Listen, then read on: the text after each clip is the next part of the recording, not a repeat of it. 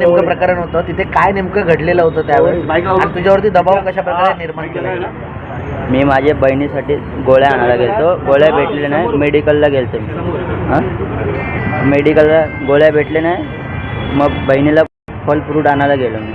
फल घेताना मी त्याला मराठीमध्ये विचारला, हा किती रुपये किलो आहे? तो बोलतो मला मराठी येत नाही. मी बोललो मराठी येत नाही तर तू किती वर्ष झालं तुला? तो बोलतो 10 वर्ष. महाराष्ट्र राहतो ते कशाला तू बोलतो? मी बोललो मी मराठीतच बोलणार. मग असा वादवाद झाला. घरीच चाललेलो मी परत, त्यांनी परत मला बोलवला. त्यांनी बोलून मग बोलतं ये लडकाता बोलता असा बोलायला लागले. बोलो मी मराठीतच बोलणार. तो बोलतो मेरे को मराठी आता नाही, हिंदी में बोलतो हिंदी में. असं असते 10-15 जण जमले. परत त्यांनी कोणाला जर बोलवलं, तो चष्मावाला का होतं मला पण माहीत नाही, त्यांनी बोलवलं एकाला. मग असते 50-60 जण जमायला लागले. तो बोलतो तू हिंदी में बोलता, हमको मराठी नहीं आता, हिंदी में बोलतो.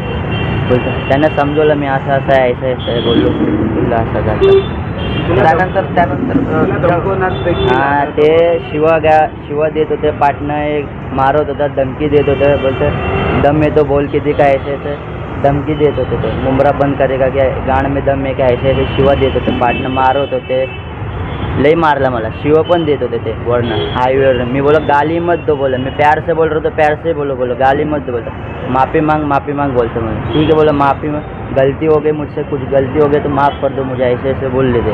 पण पोलीस स्टेशनला गेल्यानंतर दाखल करून झाले किती वेळ पोलिसांचा? मी 4 तास पोलीस स्टेशनमध्ये होतो. 4 तास बसवलं मला. नंतर माझी आई आली, एक तासात आई आली. आई पण 3 तास बाहेर थांबलेली. आई पण रडत होती माझी. बोलतं त्यांच्यावर काय झालं मला पण माहिती नाही. ते बोलतं केस डालो इसके ऊपर बोलतं. त्या तो व्हिडिओमध्ये असेल बघा, तो चष्मावाला आहे ना, त्यांनी कंप्लेंट केली. तो बोलतो इसके ऊपर केस डालो बोलतं. ओके. तुझी मागणी काय असणार आहे तुझ्यावरती आता? परत माझ्यावर घर घाबरलेत, धमक्यांचे फोन देखील तुला? माझी आई घाबरली आहे. पुढं जाऊन काय झालं, मी अचानक मला काय असेल दवाखान्यात यायचं असेल मुंबईला, काय झालं तर मी एकटा पडलो तिथे, तर घाबर वाटतं. ते धमक्या देतात मला, तिथं गांड में दम येतो, असे शिवा द्यायला लागलेलं. लई शिवा दिले मला. काही धमकीचा फोन मेसेज वगैरे तुला येतो?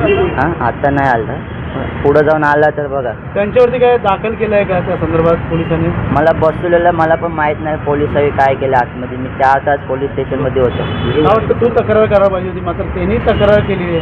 आता व्हिडिओ तुझे व्हायरल होतोय, तो व्हिडिओ नेमकी कोणी काढला? तो व्हिडिओ काढणारा एक चष्मावाला होता. तो अजून 2 चष्मावाले होते. एक व्हिडिओ काढत होता, एक मला खेचत होता इधर. त्यांनी कंप्लेंट केली पोलिसांनी. काल मनसेच्या कार्यालयामध्ये काय अपेक्षा आहे? अविनाश जाधव इकडे आलेले आहेत, तुम्ही खास धाव घेतली इकडे. घाबर वाटतं. पुढं जाऊन काय झालं, मी एकटा काय मला मुंबईला परत आलो, काय असेल ते मारलं गिरलं, मला घेऊन गेले कुठं मारला गिरला त्यामुळं.